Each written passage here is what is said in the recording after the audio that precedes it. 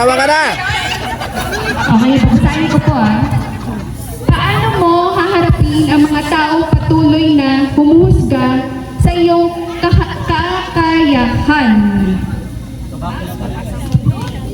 Ayan po, napakagandang tanong man.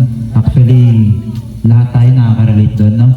May mga punto sa buhay natin na susubukin yung kakayahan natin, humusgan tayo sa kaya natin gawin. So ngayon, pag may mga ganang pagkakataon, masabi ko lang, ginagawa ko. Hindi ko kailangan patunayan sa kanila. Una, sasayahin ko lang yung enerhiya ko sa kanila. Mali yun eh. Sa kanila ko ubusin yung energy ko. Mali na kung may humusga sa kakayahan ko, ay patulang ko pa sila.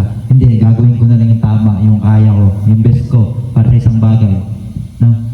Para makapag-focus ako ron, at saka magawa ko yung pinakatama.